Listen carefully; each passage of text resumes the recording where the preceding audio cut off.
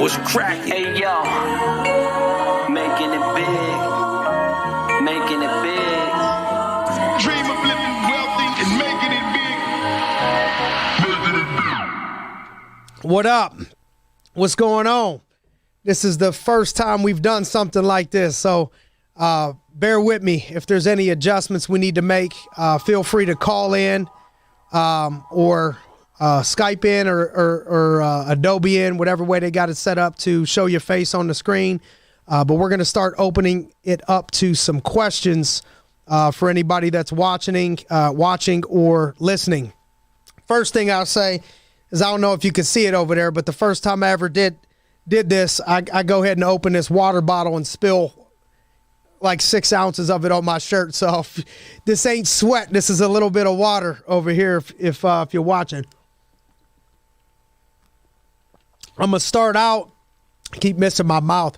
I'm gonna start out and tell you that, we just got out of our leadership meeting, and the whole leadership meeting was more focused on having a mindset of a champion versus the mindset of average.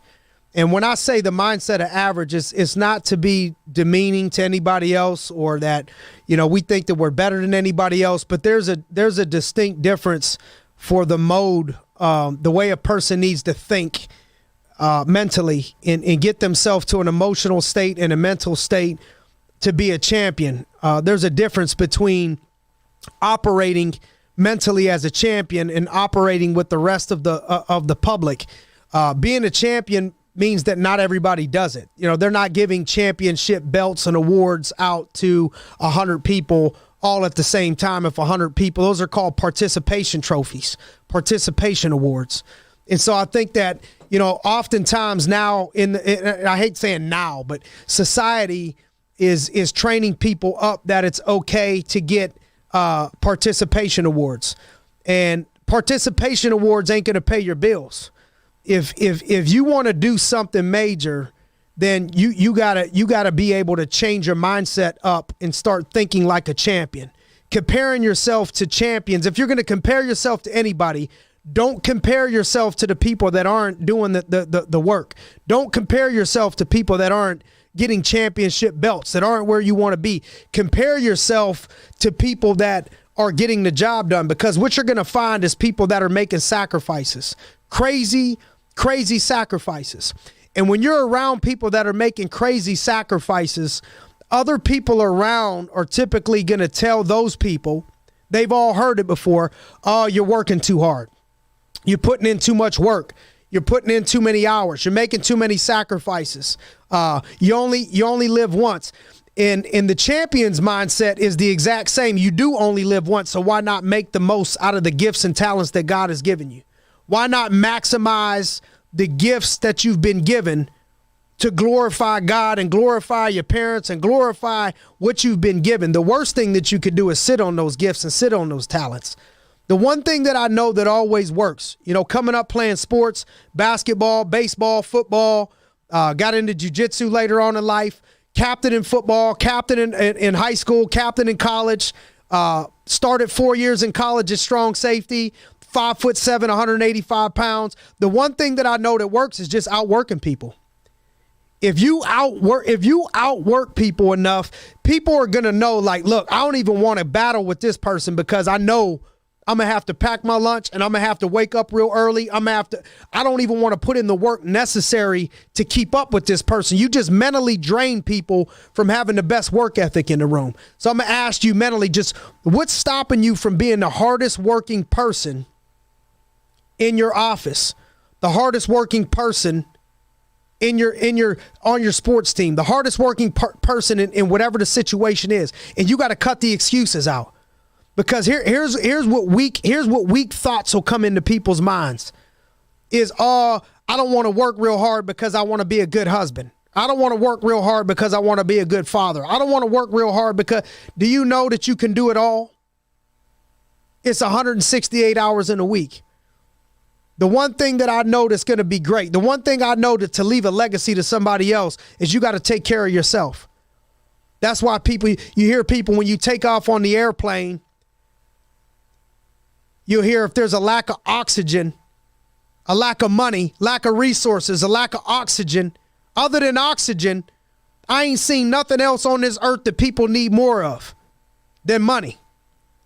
So if it's a lack of oxygen in the cabin, in the plane, please put the oxygen mask on yourself before assisting anybody else. And I think that's one of the mistakes that people start to make, is that they'll start to try to help, and it's nothing wrong with helping.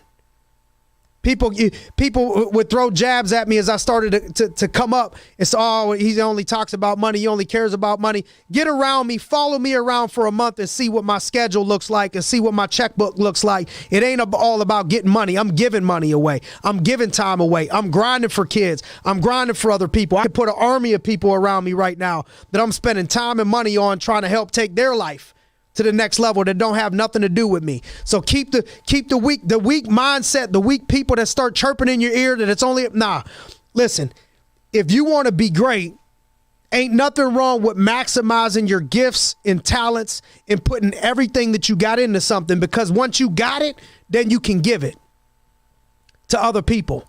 And I think the biggest thing that people are missing nowadays in the Instagram society is you'll see somebody holding up a championship belt, or you'll see somebody driving a nice car, is that what they're not putting, what you don't get a chance to see, is the process. The process usually mirrors sports, that you can't play the game. You can't play the game of football. You can't play the game of basketball. You can't box. You can't train if you don't expect that you're never going to get hurt. You can't play scared. You can't play wanting to get hurt. But I'm telling you, you can't go hard 10 years and not have an injury. Shit, if you going hard enough, the reason why after college football, the first thing that I know we would do is we would get with the training room, because everybody was banged up. And so in life, there's going to be times where you're going hard that you have to expect you're going to have some injuries. You're going to have some setbacks. You're going to have some things that happen in your life, be it your personal life or in sports or in business. Something's going to happen that's going to cause you to be injured. And now it's, how do you battle back?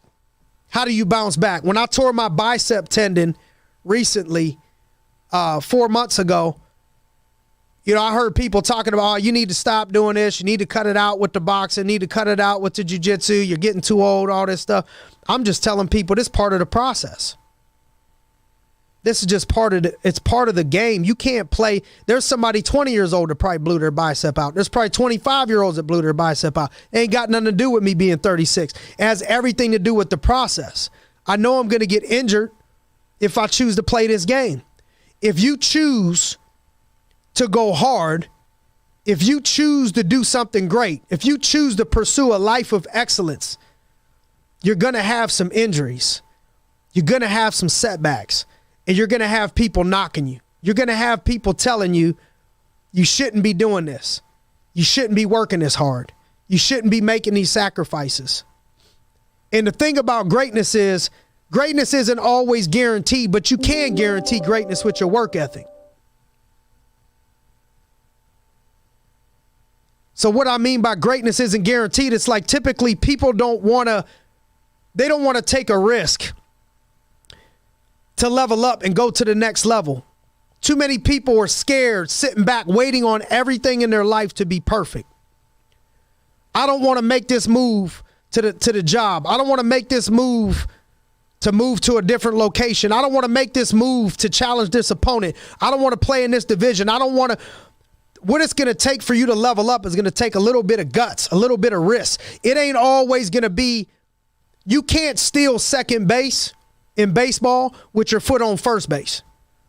People want to walk around the bag, like run around the bases and carry the bag. You don't get to do that. You got to step off that bag and steal second and steal third and take a risk and believe in yourself. It's not as risky as you think it is if you believe in yourself. You got to tell people, you got to tell yourself, if she can do it, I can do it. People bleed just like you bleed.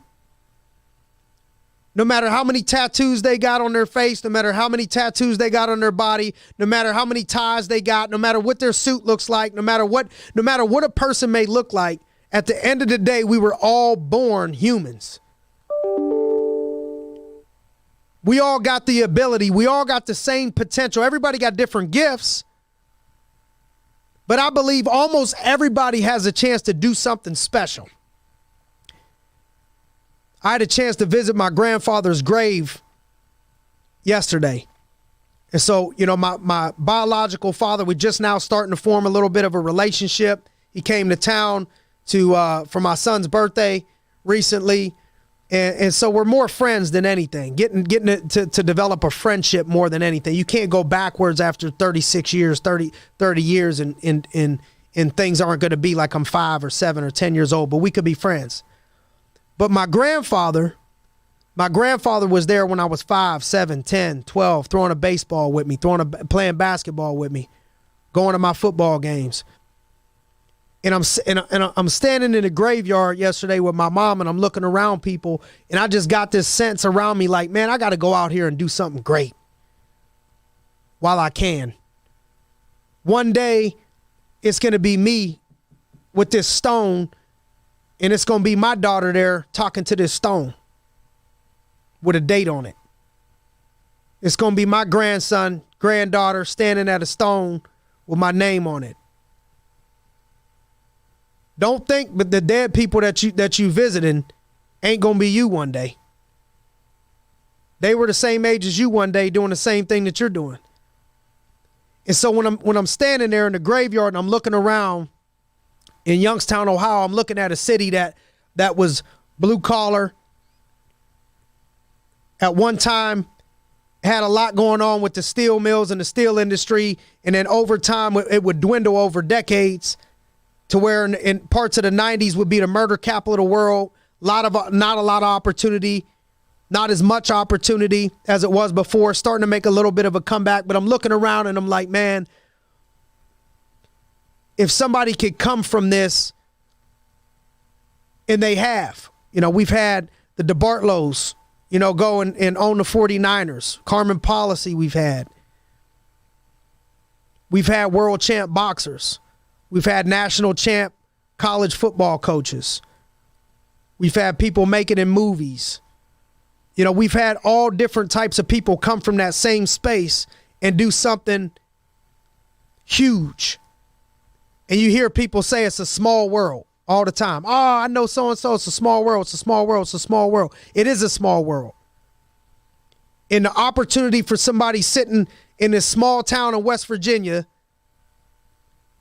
could be just as big as somebody in this big town in Los Angeles. And before you know it, your paths are going to cross. What you pointing at? Yes. Got you. Alejandro. Question is, how long did it take you to get the mind, body, spirit down to a routine? How long has it been a part of your life? Thank you for that question. I got lucky to start out in this business at 22 years old, and I got two great mentors along the way. And, so sometimes the coaches, they say you can't pick your parents. Your parents are who your parents are. You can't pick those parents. But you can pick your mentors. I didn't really pick my mentors. I feel like God chose those people and put me on the right path. And so I come right out of college and I meet these two, and the people that I'm looking up to believed heavily in taking care of your body, developing your mind, and developing your spirit. And the spirit piece is the one that I was the furthest off from. And I never read a book in high school or college. I didn't read a book until I got out of college and into American Income. And so they started to talk about reading books. So I just read books. The one thing I knew, because I was never a bad athlete. I was always good. I wasn't bad at anything. So I was above average, but I was never the dude that was breaking for 100-yard, touchdowns because he ran a 4.240. I was never the dude breaking, doing 360 dunks. I never was the person that was the top number one fastest, biggest, strongest, sickest athlete, but I always was good enough to play and start everywhere and everything that I did. But being just good and not having the physical attributes to where I had to force my way on the field, force my way into stuff, I learned to be coachable. And so I had to be coachable, because if I didn't listen to the coach, that would be my shot. That would be my last chance. And so I learned to listen and implement better than other people. And so my coaches started telling me this at 22 years old. And, I think it probably took me a year, 6 months to really get into that routine the way that I have it down. Right now I went over a decade of, batting about 90% plus on reading one scripture a day. That's all, 5 minutes. Throwing up a prayer. And so it took me probably, I'd say 6 to 12 months to really get into 100% of the buying into the whole routine. But I could tell you this, Alejandro,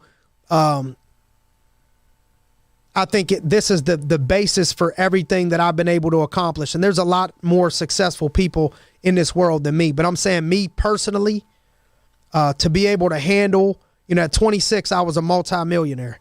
I wouldn't have been able to handle that if my spirit wasn't strong enough. So the spirit kept me humble as somebody could be at 26 years old with all of that going on.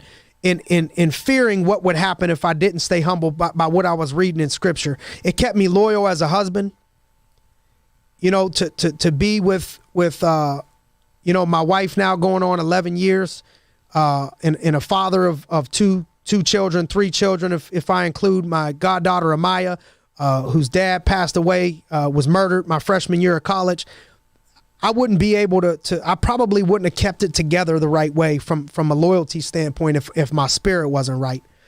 I've been through adversity, major obstacles and adversities in business, under attack that'll naturally happen in anything that you choose to do. If my spirit wasn't right, I wouldn't have been able to make it through those moments. And then the mindset got to kick in. And if you don't develop your mind and you have a strong body, at some point your mind is going to cost you. Your body breaks down over time. Like, I'd be lying to you if I didn't tell you I feel different at 36 than I felt at 26. And I'm sure I'll feel different at 46 than I do at 36. And Lord willing, if I'm living at 46, I could promise you I'm still going to be grinding at 46 like I was at 26. But one thing that keeps growing is my mind. My mind is stronger today. I can handle more at 36 than I could 10 years ago mentally. I can handle more mentally now than I could at 20. At 20, a girlfriend breaking up with me could have threw me for could have spun my head around. Now, man, there's explosions going on in my life, personal life. Not right now, but when it does happen, death, disease, funerals, drama, unexpected things that go on in business, whatever. Cool, calm.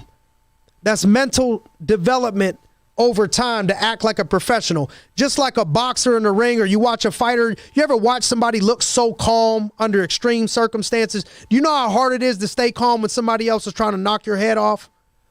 I mean, I ain't saying I'm in the UFC, but I spar and I bang with people, and it's hard to stay calm and breathe and relax when you know another person trying to kill you, choke your lights out. That's what life is like. And so you learn how to stay calm when you develop your mindset. And so, I know it was a little bit long-winded, but it took me a little bit of time, but I just want to encourage you that that's the foundation of everything that you'll do in life. There's going to be times where you can't rely on your body. You got to rely on your spirit and your mind. And there's an imbalance often in people's lives. I've seen the biggest dudes, 6'5", 260, ripped up, strong, tough, just break down in adversity. And I watch girls 5 foot tall, 120 pounds, just beast mode through adversity, no problems, no issues. No matter what happens, they just keep moving forward. That's the difference between a strong mindset in a weak mindset that still needs develop. So make sure that you're working on your mindset out there, working on your spirit. Be patient with yourself. The best day to plant a tree was yesterday. The second best time to plant a tree is today. So if you haven't gotten started on it, get started on it would be my recommendation. My dude, Ryan Ohm. How and where do you draw the line with business and family quality time? How do you schedule and balance the time? Man, that's such a great one. Thanks, Ryan. And that's somebody I'm so proud of, man. You know, we got people from California to Pittsburgh on right now, but man, Ryan was somebody that is a super success story. You know, he was somebody that he's still a little crazy, but not as crazy as he was before. You know, people came in and as I meet him, people are telling me, oh man, he does this, he does that. And I just took a liking to him. And I've watched him grow as a parent, as a man, as a father, as a business person. We all got to work. We all got more work to do. But Ryan, man, I'm proud of you on how much you've grown as a person, as a man, mentally, physically, spiritually. We still got to grow, but man, we've come a long way. And anybody that's been watching you, you know, for the last few years can see that from the inside out, man. I'm not perfect at this, but man, I think it don't matter what I think. I think it matters what my kids think and what my wife thinks. And, you know, Natalie grades on a tough grading scale as it is, you know, so I don't know if I would get an A, but I bet you she would give me at least a B. I don't think I would get a C or a D or an F. I think my kids would give me an A or a B as far as my ability to be in their life and play an active role in their life and be focused with them. So, you know, I'm not perfect at it, but I know I'm above average at it and drawing that line and how I do it. So the way I do it is scheduling everything. So, you know, it's like a science project. You know, you put the big rocks in, you know, you have 2 jugs, and a lot of times people will put all the small rocks in and then they try to fit the big rocks in and you can't fit them in. But if you put the big rocks in first, then you put the small rocks around them, you could fit a whole lot more in. And so the big rocks for me, you got to figure out what the big rocks are for you. Everybody got pros and cons, and comparison is the thief of joy. So I may have a woman that is great in these areas and maybe, you know, could use some work in some other areas. And so don't look at what I'm lucky to have over here. Just, you may be lucky in a different area and I got to work on those areas. You know, my wife may be lucky in some areas, but I can't fix anything. Like, I feel bad for my wife, probably is more handy than me. Okay. And I'm man enough to admit it. I'm not good with fixing stuff. I can't, shit breaks. I got to call some people. So I ain't got, you know, there may be, man, I wish he was more handy around the house. You know what I mean? I ain't got it all perfect. But here's what I'm going to tell you. I know my wife doesn't require, that's one good thing is she's you got to know your spouse, know the vibe of your deal, of your family. But I know what she requires of me, and it's not nothing. You know, if we get a day, a week where it's her and I for 4-6 hours, a date night, we get some time once a week, just us, she's good. From the kids' standpoint, I schedule in time throughout the week with them. Like, there's specific times. I'm not going to take my daughter to school 5 days a week. Others may. I'm not saying that I'm better or worse than you. I'm answering the question. So here's the answer to the question. I think it's more my wife's role to take her every single day. But it's still, I need to be a part of it. So I will pick her up a couple days a week. I do drop her off once a week, sometimes twice a week. But I'll take hours out after a long week and I'll spend just us, just me and her. I date my daughter too. I try to take her on dates. I try to get one-on-one time with my son. And so I think if you schedule it, so there's an art and a science. So the science to it is scheduling. And the schedule needs to be the big rocks first. If your wife and kids ain't happy, everything else around you don't matter. I don't want to be successful over here and my wife hate me and my kids not love me or not, go back and I didn't play an active role in their life. When I get home, they go nuts. They're excited, to see me. I know that I got a connection with them. And then the art to it is you got to juggle. In the art of juggling, I remember I went to basketball camp and learned how to juggle, and I couldn't do it. And I came home and I tried for days until I learned how to do it, and I can still do it today. But when you juggle things, I should be juggling something up here. But when you juggle stuff, you can't hang on to any ball too long. Because if I hang on to the family ball too long, the business ball that's in the air are going to drop. And if the business ball drops, it hurts my family. And so then I throw that one up and I catch the business ball and I hold on to that. And then I got to throw this other ball, which is caring and giving. It can't just be I feel like if it's only about my family and me, I feel like I'm not really doing right by God, because what am I doing for somebody else's family? I got to be doing for other people's family too. And so that might be the other ball: caring and giving, business, family. Caring and giving, business, family. Wife, kids, business, and you got to juggle it, but you can't be holding on to the ball too long. Sometimes people hold on to that business ball too long and they let the family ball drop. Sometimes people they hold on to the family ball too long and they let the business ball drop. Then you let your whole family down. And so I think it's just knowing the feel of, all right, that's enough of this, throw it over here. That's enough of this, throw it over here. But what has helped me is scheduling and then communicating. I ask, how do you think I'm doing? Nat, how do you think I'm doing as a dad? How do you think I'm doing as a husband? What do you see? What do you need to see of me? And then your spouse needs to know what your goals are. I got friends that are fighters. The spouses know if the man's in a fight camp and he needs to be, training 6-8 hours a day, and he needs to come home and rehab and take care of himself and recover and all of this stuff, that might be a time where you got to hold the fort down because we're in camp. People want to be next to the person that wins holding the belt up with their shirt off, but then nobody want to be a part of the sacrifice and missing time when the dude got to train and put in all the work and eat a crazy diet and be at the sauna and not be home all day. And so I think part of it is communicating with the spouse or significant other and saying, all right, these are my goals. This is what it's going to take. Do you have my back on this? And then not neglecting when you do get somebody that got your back, not taking it too far to where you completely neglect home because they said they got your back. Now you abusing somebody's, taking their kindness for a weakness. And so I think it's that juggle part of it, and scheduling things and communicating things, and then knowing your role. There's some women that those are the main income earners. Those are the people that got to go out there and hunt, and there ain't nothing wrong with that.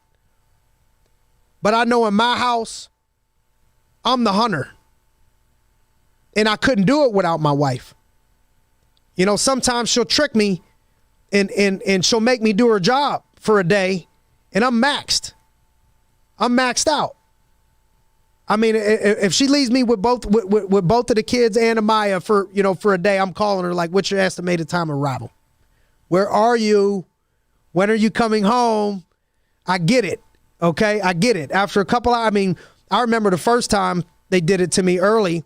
Her and her mom and everybody went to dinner. I didn't make it a half hour. The kids was bawling, crying as I was a new dad and couldn't get the baby to stop crying. It's a train wreck. I know my wife's job is just as hard as my job, but it's different. And I think a lot of men specifically don't appreciate and respect that. And so that's why they start butting heads, because sometimes all a person wants to do is be appreciated, just like work. If you tell a person good job, I appreciate you, man. I appreciate your grind. I appreciate what you did. Sometimes that's all a person is waiting for. And so I try to make sure that she knows I appreciate this. This ain't easy what you're doing. It ain't like I'm the ones, like sometimes your spouse and significant other, they're the offensive line and you the one scoring the touchdowns. You the one getting your name in the newspaper. You the one getting all the accolades and the trophies, and they ain't got their name on it. They ain't on ESPN. They the offensive line. And I know this, the quarterback and the running back that wants to be protected, they've learned to take care of their offensive line. And so I think sometimes the husband or the spouse who is the grinder, they forget to appreciate their offensive line. is show the offensive line some love. And I think if you show appreciation and you communicate and you learn how to juggle and you schedule things, it makes things go a lot smoother. Simon, we have a YouTube question. So their face is going to pop up? No, it's on YouTube. Okay. They asked if a person's goal is to be comfortable financially but not necessarily make the most amount of money possible, is that wrong? So if someone's goal is to be comfortable financially, but not necessarily make the most amount of money, is that wrong?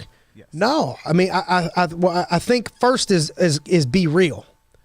I think comfortable is a scary place to be in. I think I think, I heard somebody say, God's not going. Sometimes people say, oh, God will handle it. God will handle it. God will handle it. Well, God may give you the tree or the wood. You need to make the table. Don't think you ain't going to be able to do the work and somehow the table's going to pop up. God may give you the wood and the tools, but you got to build it, brother. And so I think it's definitely not wrong, because the goal in life should be to make you and your family happy and not to worry about anybody else or what anybody else thinks. But where I will tell you it's a scary place to be is that you got to know that in life you're either growing or you're dying, and you're either getting better or you're getting worse. It's really no staying the same. And so sometimes to be comfortable may mean that you're one catastrophe away from being broken. And so to me, I couldn't be completely comfortable unless I know if I got sick, I had enough money and enough things for everybody to function. Or if I died, I had enough life insurance set aside. I went over it the other day with my wife. It's an uncomfortable, we both got tears in our eyes. We're building a new house, and I'm like, man, how much is my life insurance policy? I looked at all my policies, and we're, I'm like, I want to make sure that we're good, that if I don't wake up tomorrow, that they still straight. Because that's the moral of the whole story anyway. When you start to become a parent, you just want your family to be good. You take a bullet for your family. Well, skip the bullet. Just make sure that they got enough money to last if you ain't here, which is the life insurance game. And this ain't a life insurance plug. This is just my belief. But it's hard for me to be comfortable if I know that if something goes wrong or I get fired or something were to happen, my family's going to be in a bad spot. So I think, if you can get comfortable to where you got enough set aside that a catastrophe can happen, you could lose your job, the economy could take a dip, and people are still going to be okay. Man, I think that's a great place to be in. I think the only other thing is inside of you, do you feel like you're doing God a disservice or your talent a disservice? Because for me, I feel like, and this is just for me, it doesn't mean that it's the right thing.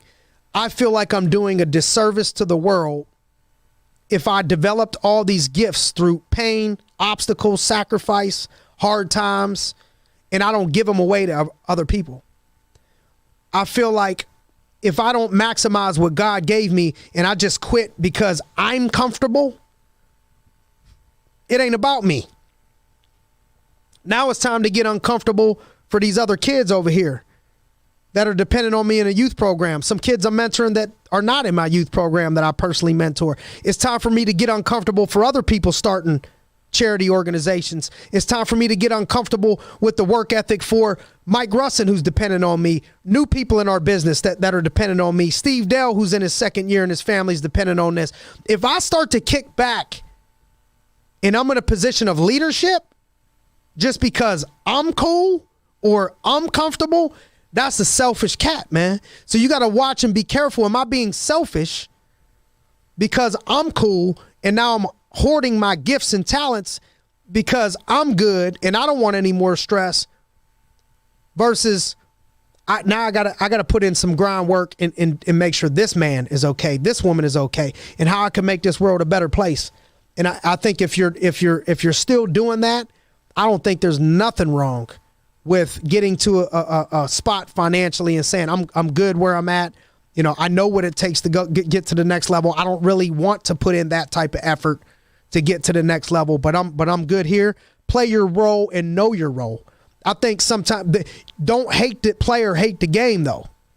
So what I mean by that is, if let's say I'm playing football and I don't want to put in the work to win the Super Bowl or be the starting quarterback of the team that wins the Super Bowl, I can't expect to play quarterback anymore. I might need to play a different position. And so if you holding up the line, if you in the passing lane and we driving on the freeway and you slow down because that's what you want to do, you got to move your ass to the right lane and let other people get ready to pass, because it might be some people out there that do want to go to the next level. You can't be blocking them. You just got to know your role and communicate like, listen, I'm going to be the best fullback out here. I only need to make X amount, and I'm going to do all this up to this point, but I understand I'm going to help facilitate the growth of the organization, or I'm going to help us do this. But be real, because you can't get mad when you don't want to grow, but the organization wants to grow.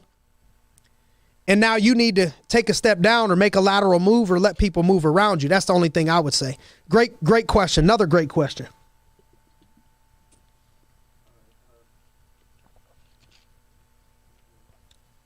I'm gonna go to Precious Meadows. What is one of your strengths and one of your weaknesses, and how do you deal with your weaknesses without stressing out about it? Great question. I think my strength is work ethic and discipline. And my weakness, I would say, my weakness is spreadsheets and things that my staff does. And so what I do is I learn to delegate those things and not fake like I'm good at those things and not even try to get better at those things.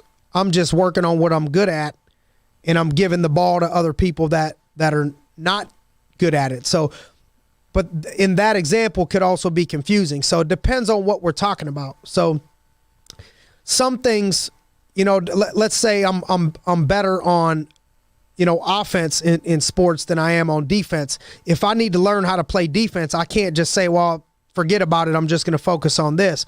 Or if I'm fighting MMA, but my strength is wrestling and my weakness is stand-up, I can't just say forget about it. I'm going to just focus on my strengths. But you got to pay attention to your weaknesses and get to where you can at least function. To where you can at least function in that area, but still stay zoned in on your strength. So double down on whatever is your strength is always the best play. So whatever's your strength, double down on that while you're trying to elevate and work on whatever your weakness is. Just make sure you don't put more time and more energy into your weakness than you do your strengths, your natural born strengths. And so if people don't know what their natural born strengths are, just think about, what do people compliment you on all the time?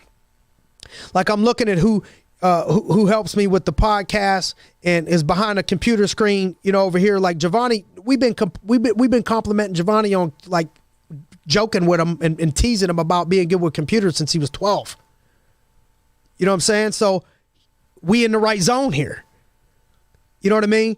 People been, I could look at what I'm doing now. These are things people were talking to me about, complimenting me on when I was 13, 14 years old. And so think about, what are people complimenting you on? What do people say you're good at naturally? And you'll if you pay attention to that, you'll kind of start to find naturally, everybody got strengths. Play in your strike zone, play in your strength zone, double down on your strength zone, and a little bit of work on that weakness. But double down on the strike zone, on the strength zone is what I would say. I'm going to go to Will Dugan next. In leadership, would you rather be feared or loved? We going Scarface on me, huh? What's the fine line balance you have found that worked for you? I'd rather be loved and respected. And I don't really want to be feared, but I want to be respected. And so in Proverbs chapter 1, in scripture, it says the fear of the Lord is the beginning of wisdom. And so it's not fear in the sense of like I'm deathly afraid, but a respect. Like I got respect for that person, almost like you would a father. So, I think when you're raising, a family, there's times where your kids have to respect you enough that they know if they get out of line that there's going to be consequences, but more of it needs to be love.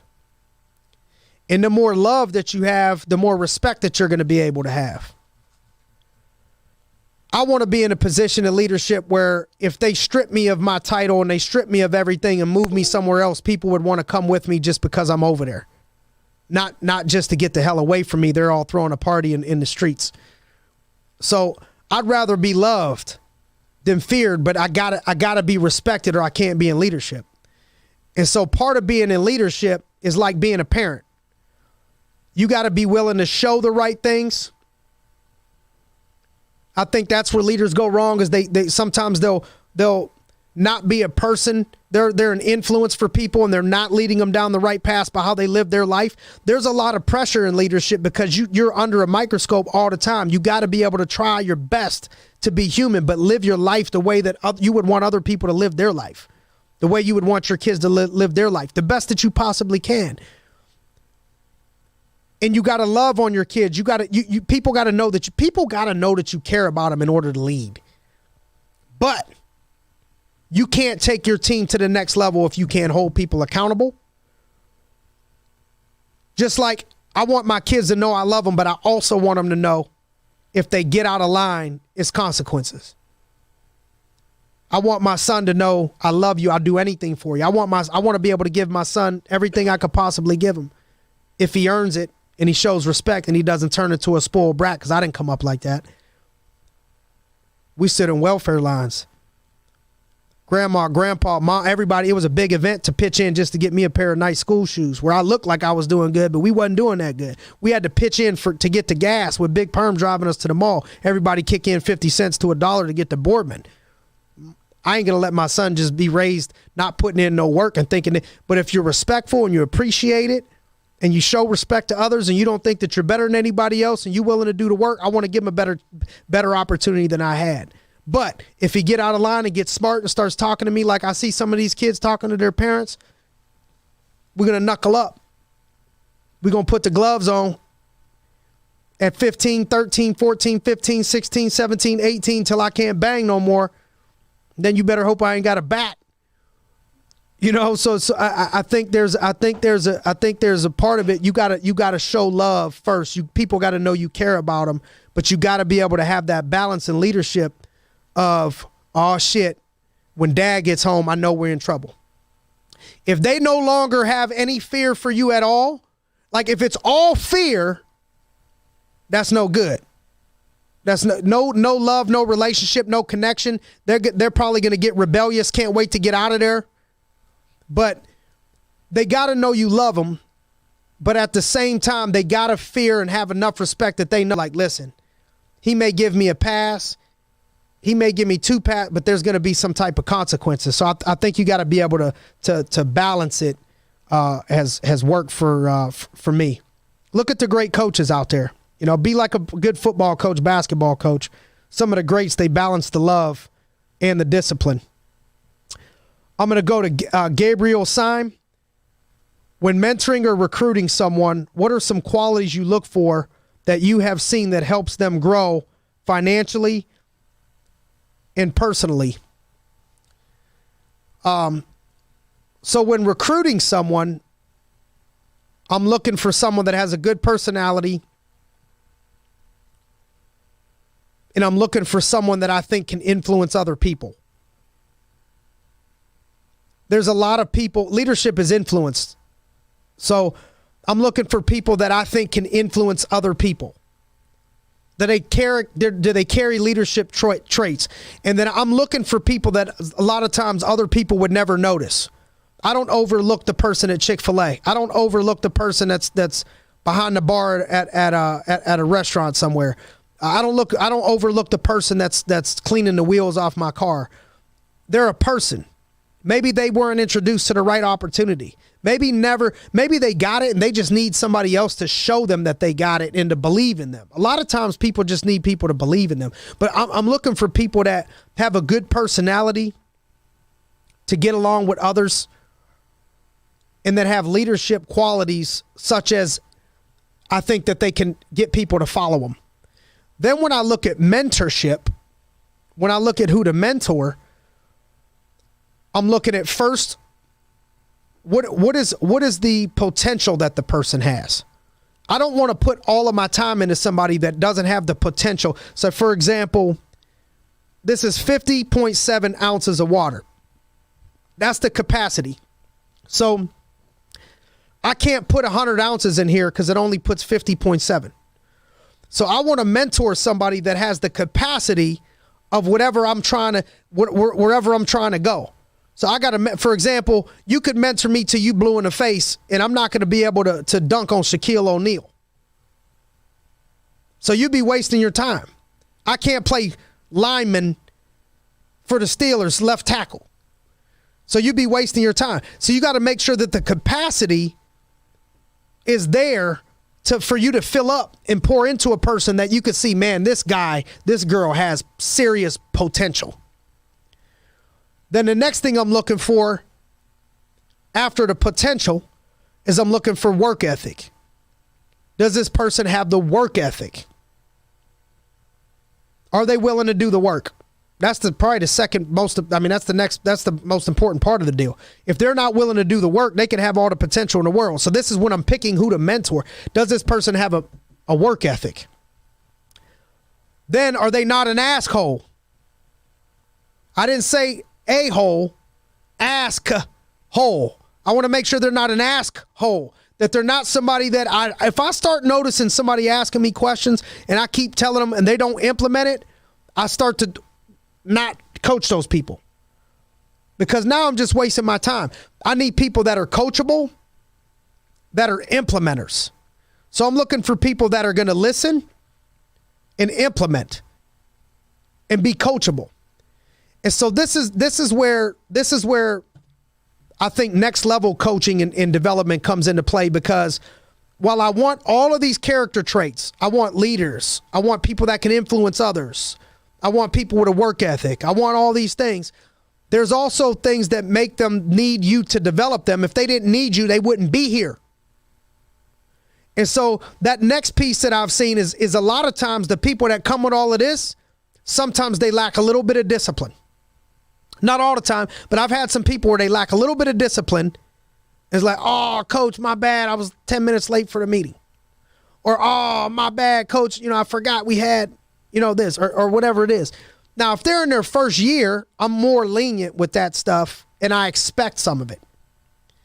If they're in their fourth year, my leniency and patience has run out. If they're in their third year, my leniency and patience has run out. But in their first year, I got to be patient. The next thing that a lot of the alphas and all this come with is they come with an ego. I think to really play at the elite levels in anything, you got to have a little bit of a swag. You got to have a little bit of a ego, pride in yourself. But pride also comes before the fall, and ego kills dreams. Ego kills people.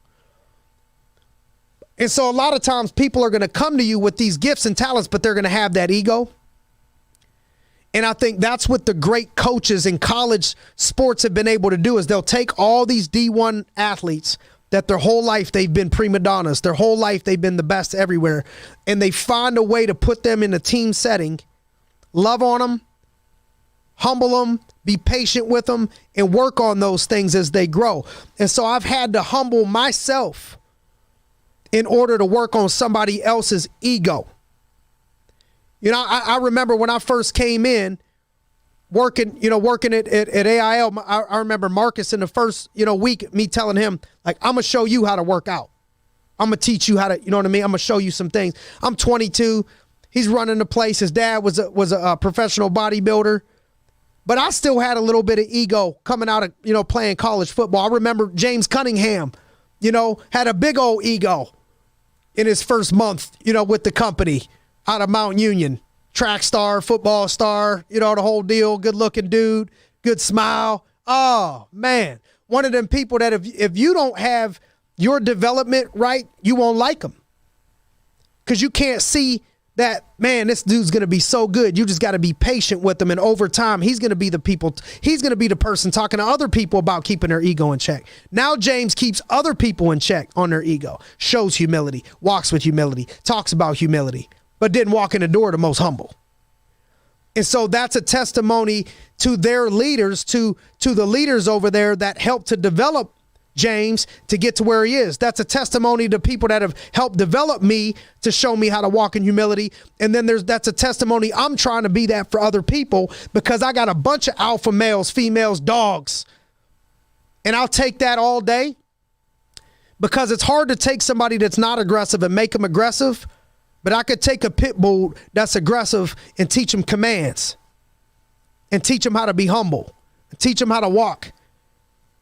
And so those are some of the things that I'm looking for. Hopefully that helps, Gabriella. Eric Lamb, when growing your business, how do you decide who to put into a leadership role without taking your top sales reps to fill that position? Man, that's a good one. Leadership is multiplication. Sales is addition. So if I have to take my top wide receiver and put him at quarterback to run the offense, I will. I think the bigger mistake people make is they take their wide receiver that's not supposed to be the quarterback and they make him the quarterback and they ruin both careers. So the person had momentum in sales. They were great in sales. Don't think because somebody's good in sales that they're going to be good in leadership. Those are two different skill sets. But most of the time, in my case, our best leadership people were also great in sales. Because in sales, you have to be able to influence others. Sales is a transfer of belief. So you're able to transfer your belief to these people about your product. In leadership, you have to be able to transfer your belief and get other people to believe in you. But the difference is, in leadership, it's not all about you. Now you have 10, 20, 30, 40, 50 other people that you directly or indirectly have to lead and manage, where in sales, you only have to worry about yourself. So you have to go from being selfish to selfless. And so I look at the person and say, man, does this person have leadership potential? Can they influence other people? Do I think they can attract talent? Do I think they can command a room? Do I think I can get people to follow them? Would people want to follow them based on how they roll? And if so, that's the person I'll take and put them in a leadership role, even if they are my best salesperson, because a lot of our best people did come from the, but now a lot of times I have also people that don't have no business in leadership because their personal life is all a whirlwind, but they can sell their butt off.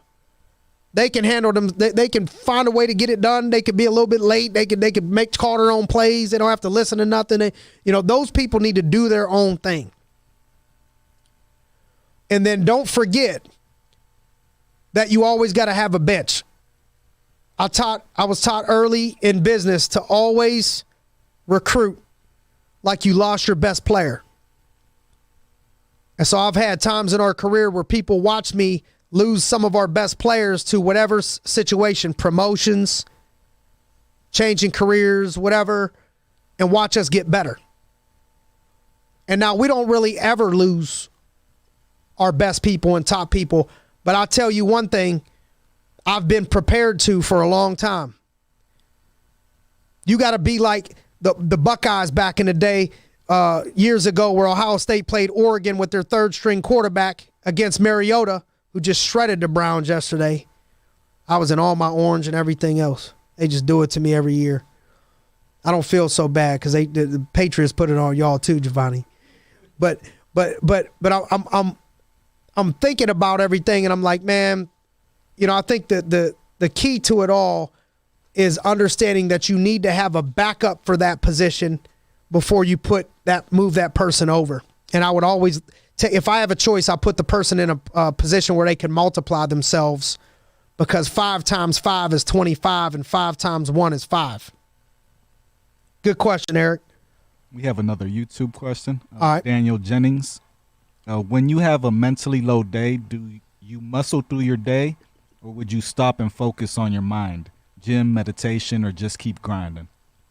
Yeah, so when you have a mentally low day, do you stop and focus on your mind, gym, meditation, or do you just keep grinding?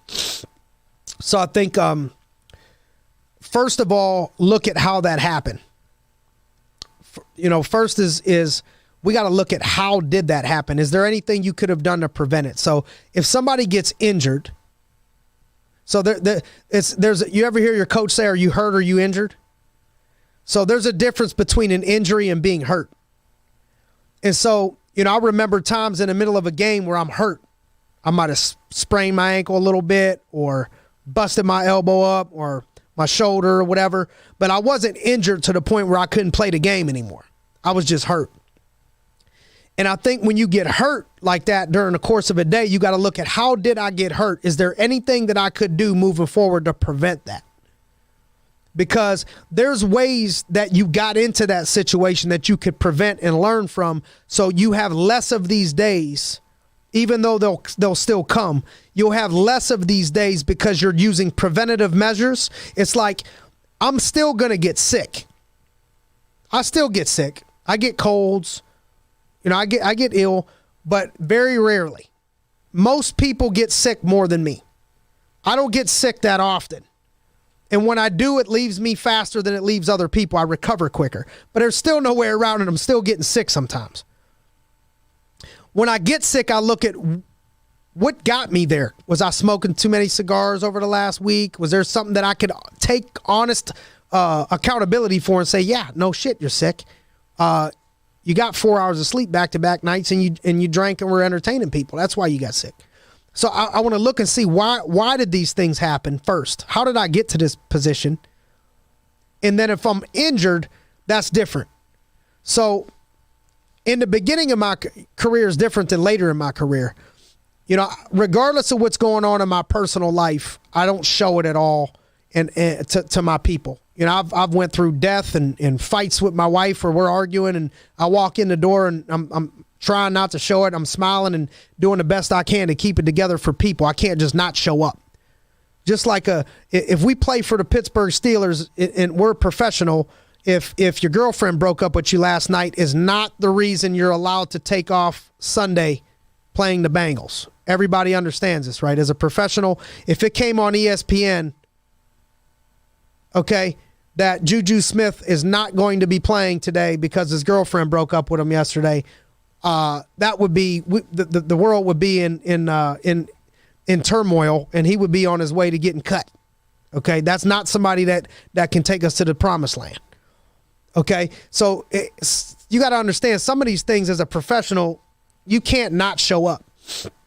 So I think if it's something that you got to look at. I've looked at, how did I get as down? And I used to have more of these days than I do now.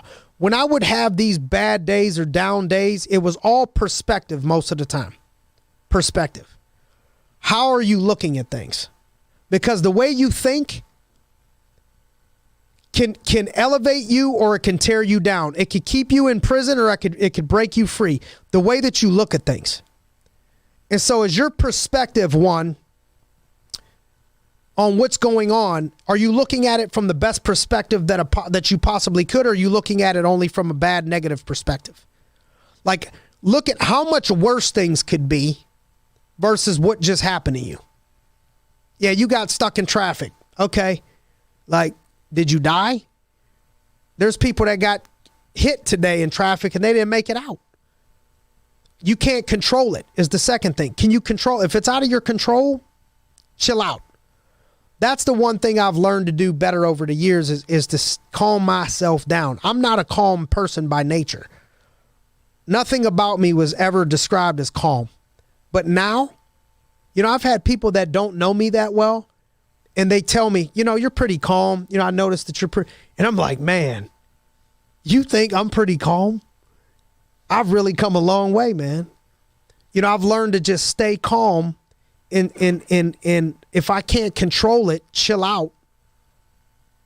And I've also learned to look at different perspectives on things. All right, you're in an argument, but you still got 2-3 healthy kids, and we're going to make up in the next week. It's all good. Yeah, you're injured. You sprained your ankle, but your leg's still going to work. Like, there's people that woke up with no legs today. So you have to go to perspective and keep yourself in check and smack yourself sometimes, because the things that we're so upset about, someone else is praying for out here. There's somebody praying for whatever's your bad day. They would look at you and say, oh my God, like, this is your bad day? You're mad because of that? I wish I had that. I don't even have a car. I wish I could have kids. I can't even have kids. You're mad because something happened with the kids. Or I think a lot of it is perspective. And so, yeah, if it's already too late and you already went through that, you look at how you got into that. That's why mind, body, spirit in the morning. You know, there's people that have different views on this, but most successful people that I've studied, you know, 9 out of 10 of them have a morning ritual. Not all, but 9 out of 10. And I think for me, the reason why I got a mind, body, spirit in the morning is I'm putting my armor on. It's like you can't go in there without a cup on. You can't go into a football game without your helmet on and shoulder pads on, because you're going to get jacked up. And so when you go into this game called life, especially if you're responsible for other people, the more people you have, more problems you're going to have to deal with. You can't go into this day without putting your helmet and shoulder pads on. And to me, my armor is mentally, physically, and spiritually washing myself, taking care of myself, grounding myself, taking out my frustrations. So come 9 o'clock, it's time to serve other people. I'm ready. It's going to be problems. Give it to me. Give it to me. I'm ready, because I already emptied myself. I have a full tank ready to fill up to help you with your problems. Whatever happened yesterday, I've already taken care of those, and I've gave them to God, and I've exercised, and I worked out. Those would be some of the strategies. But if it hits you in the middle of the day and something happens, just go to perspective. Be grateful that you're here. And yes, throw a prayer up, calm down, breathe, but never give up. Never quit. Never throw the towel in. Never just start again, you know, the next day. But I will say, sleep on stuff. Don't go wilding out on people that day. You know, you ever get so upset and then the next day you're not as upset?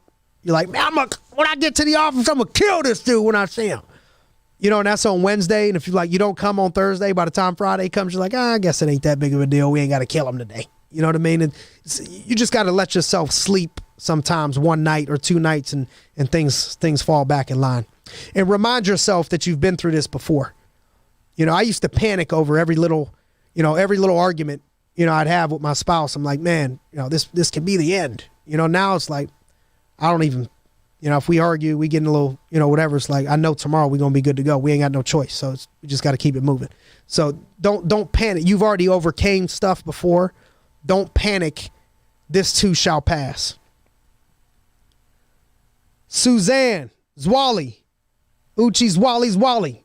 What is your advice to someone that is trying to succeed in a new business venture, but they're struggling financially? I think almost everyone trying to succeed in a new business venture is struggling financially.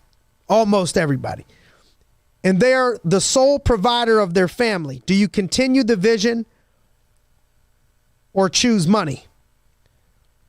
Man, that's a tough one. I don't think there's a right or wrong answer. You got to go with your instincts. But I will tell you this. To whom much is given, much is required. And I would read the book Shoe Dog by Phil Knight, the founder of Nike. And whether you're against or for Walmart, I would read Sam Walton's story from Walmart. And when you start to look at some of these entrepreneurial figures that weren't handed everything, you know, look at Andy Frisella. I think he said he went 10 years before he made more than $20,000 A lot of people follow Gary Vee. I think he said he was, working for, 10 years or at his dad's wine shop till he was 30 years old or something before he started to really even make any big type of money. Most people have gone through this, and there's probably people that went for broke and they ended up broke. The good thing in America is it's different than other countries is you could just always claim, you could just go bankrupt. And they don't hang you. They don't put you in jail. We could just like, man, we gave it everything we got. We went bankrupt. Now, we don't want to do that, but it is an option that it's not like you completely, die, which is great about America that most places don't. Not everybody has that type of a foundation to be able to work from. So there is some stuff that'll help you from a risk standpoint. But if you look at some of these people that have had major levels of success, they have all, like I think about the founder of Nike, 8 years in, he was bouncing checks. He bounced a couple checks to his employees. Like they were knocking on his door. He didn't know what he was going to do because his shoe connection in China cut him off. And he didn't even know what he was going to do. Imagine 8 years doing everything you possibly could. And you'll hear his story the whole time. See, the thing in his business, every time he got money in, he had to put the money back out into buying more shoes and more gear. And so now, yeah, he might have made some money, but every dollar had to go back into more product. And so a lot of businesses, you're lucky that you don't have to pour it all in, everything like that. But from what I've learned, live below your means and invest as much as you can back into your business and keep reinvesting. And you may have to live a period of years below your means, but over time, that's what wins. And so I would learn from others, but know that there's no, if you're asking me, I would go all in. I would give it all I got and go all in. But understand, if you fail, you got to take some responsibility and say, did I do everything that I could have did? Like, what time are you going to bed? What time are you waking up? The early bird gets the worm. Early to bed, early to rise. Makes one healthy, wealthy, and wise. I didn't make that up. This has been here for 100 years. Why do you think people have been saying this? Because the opposite makes you the opposite of those three. Early to bed, early to rise makes one healthy. So opposite of healthy is sick. Wealthy, opposite of wealthy is broke. Wise, opposite of wise is a fool. And so if you're doing the opposite of that, you're going to get those results. And so I would ask, man, am I giving everything that I got mentally? Am I going to bed early enough? Am I waking up early enough? Am I asking questions to mentors? Am I implementing those? Am I making the necessary sacrifices? But I would usually, when you talk to people that have done that business before or another business before, I would ask questions to people in that business and have them give you advice. But I don't think there is any wrong or right answer. I don't think if you say, you know what, I'm not going to do this. I'm going to just kind of get a job, over here and do this and make sure I can't take the stress and pressure of not knowing, for sure. There's nothing wrong with that. The key is you being happy. What are you like? I wouldn't be happy. A lot of people would. I wouldn't be happy if I couldn't go to a whole nother level in life. And it's not out of ego. It's not out of I want to drive a nicer car or nothing like that. Although I do like nice cars. It's about maximizing my potential, and it's about taking other people to the promised land and being able to donate more money to other charities and be able to take my program to the next level. And there's just things that require more revenue for me to make some of these things come true. And so I wouldn't be happy just existing. I would be miserable. You got to know yourself. I would be miserable just being status quo. Miserable. I would be better off pursuing greatness and being broke in the pursuit of it than I would be being status quo and not chasing that. I would be more of a miserable person here than I was over here. So you just got to know yourself. Alex McGaw, what are your thoughts on following a leader that doesn't care, doesn't help, doesn't innovate, and doesn't allow you to leave them. I mean, unless it's Hitler, how do they not let you leave them? Are you at gunpoint? When mostly everything you do is controlled by them and your beliefs and morals line up. Keep taking it while not making much money or leave for something better. So there's two parts to this. One is you can learn a lot from a leader, and you can learn a lot what not to do from a leader. If you're completely trapped and there's no way out, then you got to leave. You got to go somewhere else. I mean, if you hate your leader and you have no other option to move anywhere else, then you got to leave. It's a no-brainer. But that may not always be the choice. That may not always be the case. Like, you may be able to work for the same company and work for a different leader somewhere else. Or you may be able to work for the same company somewhere else, but maybe not for that, specific person or for where there's a will, there's a way. Don't let somebody kill your opportunity if it's a great opportunity somewhere because of one person, because of them.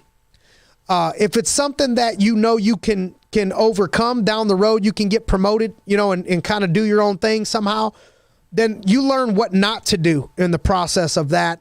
And remember, all right, I'm not, because a lot of times people say, I don't like these things about the leader. And then you watch them, they go end up doing the same thing when the shoe's on the other foot. It's like kids hate when their parents do this to them. And then when they become parents and they have their own kids, they do the same shit to their kids that their parents were doing to them that they hated because they didn't understand it.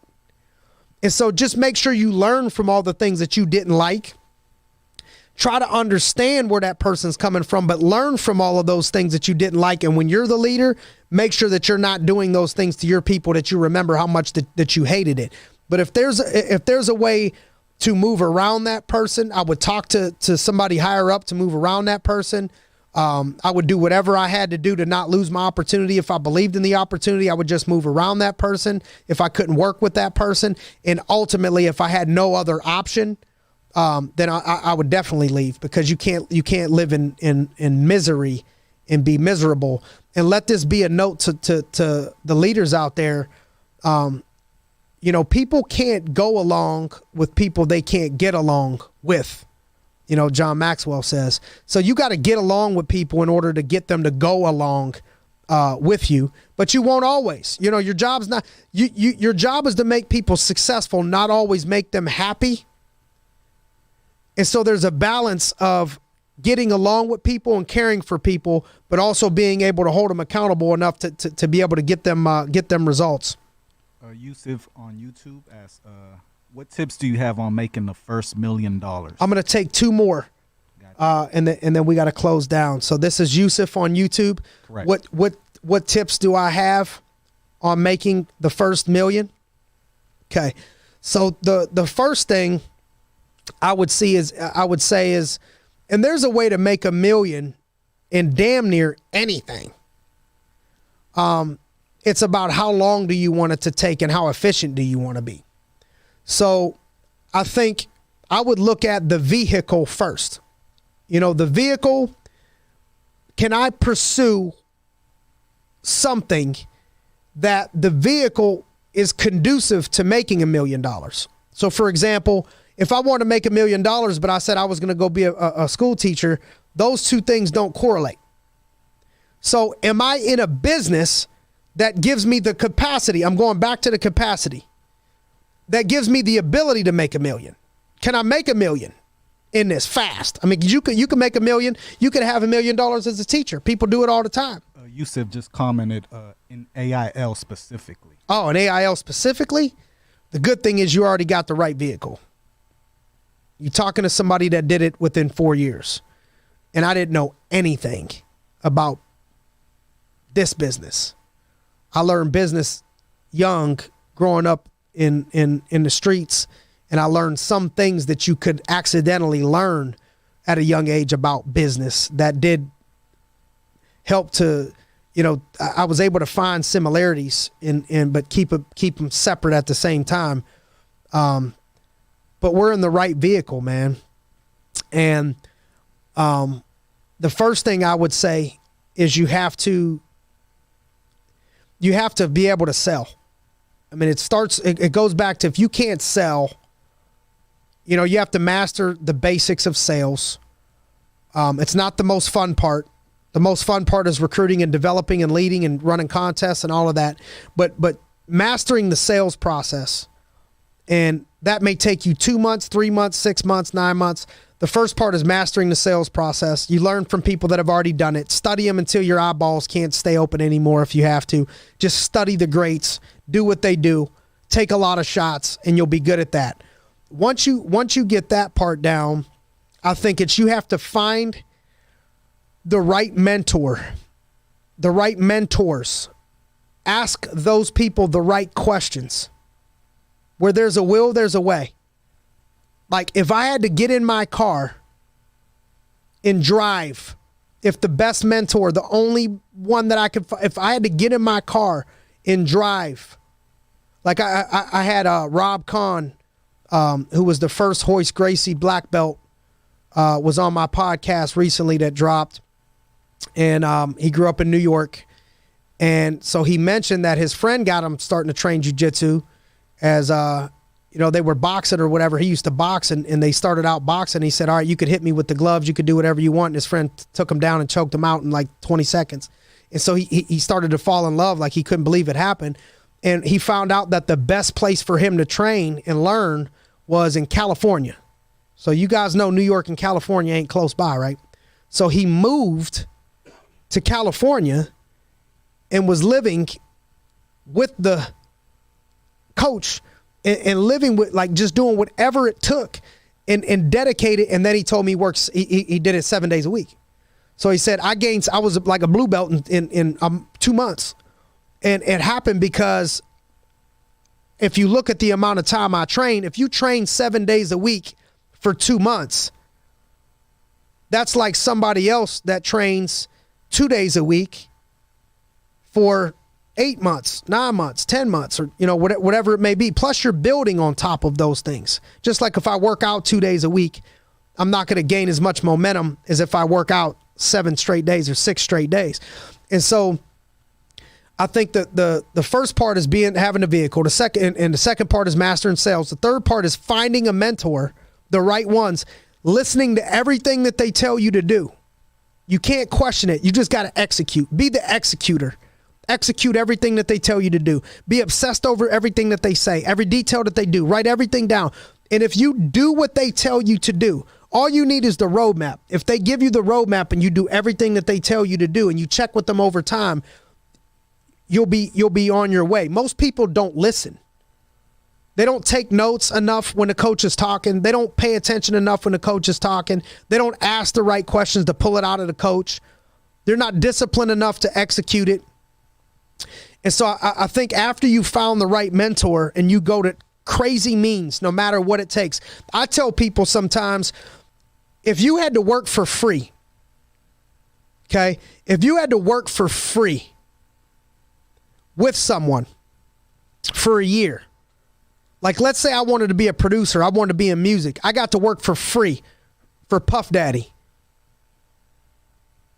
I'm on call, whatever, 7 days a week. When I get in there working for free, you're going to think he paid me $1 million. He ain't going to know what to do without me when I leave that place at the end of at the end of 12 months, 7 days a week. He ain't going to, his life would be so different when I'm not there because I put in so much effort for free that he going to want to hire me on. I don't even know how the hell I would survive without this person anymore because of everything that they were able to bring to the table. But all the knowledge that I would have gained from being around that person, it's not me working for free. It's what somebody else would have had to pay to get that person's time. If he's worth $10,000 an hour and I'm around him 10 hours, that's $10,000 somebody would have had to pay to get around this person. I'm making $10,000 a week in knowledge. And so get around the greats. No matter how much it costs, try to get around the greats, implement and do what they do. And then it becomes, in this business, it becomes developing yourself, So you can have the capacity, because when you develop yourself, the capacity grows. Your 50-ounce bottle turns into 100 ounces. Your 100 ounces turns into 400 ounces. You have to increase your capacity, because I wasn't able to carry $1 million my first year, but I was able to carry it in my fourth. People want to make $1 million. The key is you can't make $1 million if you can't carry the $1 million. $1 million's a lot of weight. That's a lot of problems. More money, more problems. So can you handle the weight of $1 million? Because this is why you watch people's lives get ruined. This is why you see people, they end up where they have their life not growing at the pace mentally and spiritually as their finances, and so their life collapses around them because they couldn't. That's when you see movie stars and all this stuff. They're miserable, and the people say, look, they're miserable because they had all the money. They couldn't handle it because they weren't developing these other areas. They were just developing the money. You got to develop mind, body, spirit so you could handle all of that stuff. So right now what you could do is increase your capacity so you can handle that. Be good with a little. Sometimes you could focus on $1 million so much. See, the thing is, I never was focused on $1 million at first. I just happened. There's nothing wrong with wanting to make $1 million, having your eye on $1 million. But if you want to do big, you know how to do big, do small. Like the person that wants to win the heavyweight title in boxing 5 years from today, if they just started, or 10 years from today, if they just started, you know what you need to do today? You need to work on your basic foundation of shit in your footwork, like basic stuff. If you can't do small, how the hell are you going to play big? Sometimes people just want to play big that they lose sight of how important the small things are. Do small on Wednesday. Do small on Tuesday. Do small on Friday. And especially do small on Saturdays and Sundays. This is where you gain ground on people. I worked 7 days a week the first few years in business. 7 days a week. Got an edge on everybody. Every time they worked hard for 5, they would go backwards 2 days. -2. 5 minus 2 is 3. I would go 5 plus 2, that's 7. I doubled them. Because I went positive, growing or dying, growing or dying. +2, they went back to. And so if you want to make it happen fast, you got to be willing to do more work in a 7-day period than they're willing to do. You got to be willing to put in more work in 365 days, less days off than everybody else is willing to take. Don't take days off if you want $1 million to happen that fast. Don't take many days off. Don't feel bad for yourself about it. You could still do other things, but don't take many days off. And then it becomes developing a couple people around you. In this business, it don't take that many. You get 2 or 3 superstars that you can attract into this business. And you attract them into the business by becoming the person that they would want to follow. You can't attract somebody and not be attractive. What's attractive? Hustle, grind, positivity, work ethic, the way you carry yourself, the way you treat people. You'll attract the right people into your life when you're being who it is that you want to attract. Just keep being who it is that you want to attract. And like attracts like. So it's more important to be than it is to look for, because if you become, those people will come. If you're looking naturally and taking care of yourself. So I know it wasn't a one word, easy answer, but if you outwork everyone, you have the right mentors, you develop yourself, you do the small things, and then it's going to come down to recruiting. The coaches with the best players win. Recruiting comes down to have you developed yourself and developed a track record of winning. Take one person, take 2 people that are influencers, look them in their eyeballs. I've looked people in their eyes that made $100,000, made $200,000 a year and didn't blink at the confidence of what I know they could do in this business 2 years, 3 years, 4 years from today. Didn't blink. And I think people are afraid of doing that, because then when you recruit somebody like that, you now become responsible.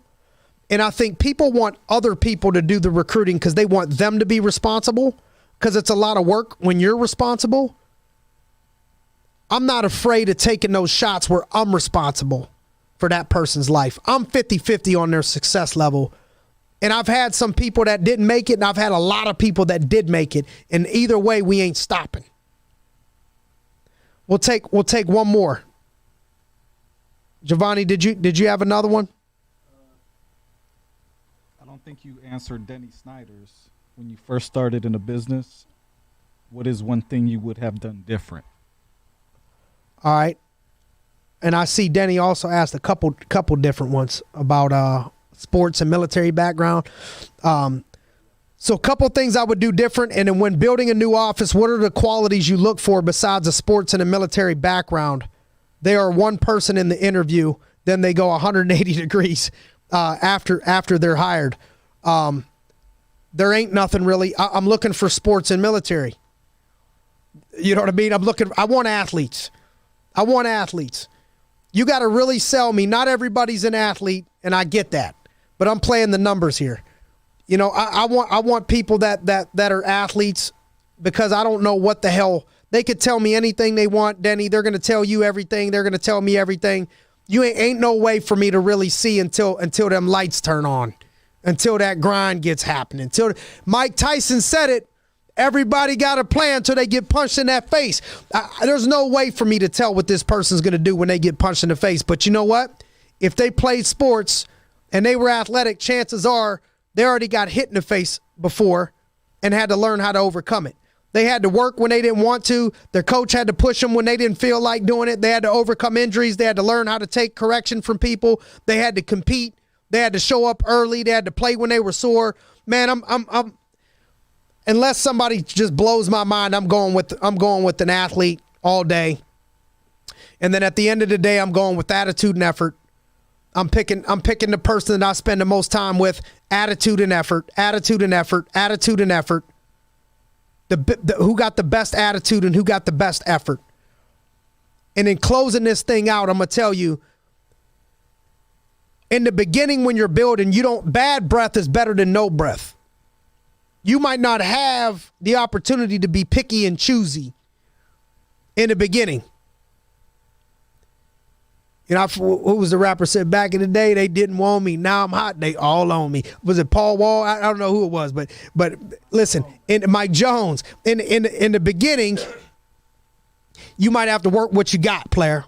You got to work with, you got to make the best out of the hand that you're dealt.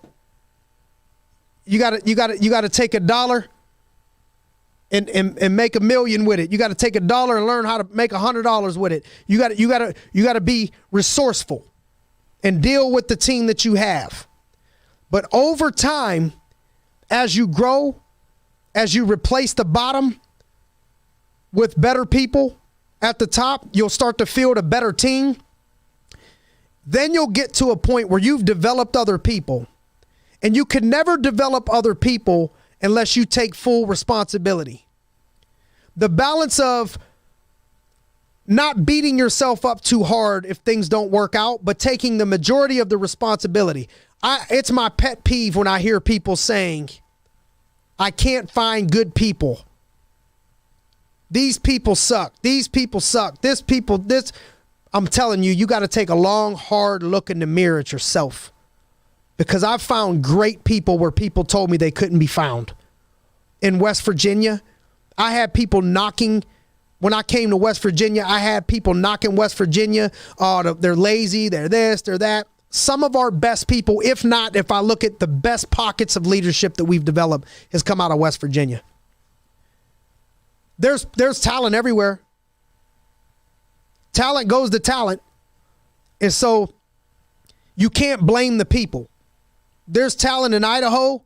I bet you I could find a team of killers in Iowa in this business. Drop me off in Iowa. Drop me off in Idaho. Drop me off in New Mexico.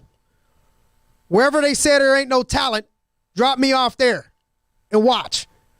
And so it starts with the mindset of, are we going to be the person that we want to attract? And it don't mean that you have to look the same. It means that you have to share the same. Like, I love hanging with Fred Hedaya.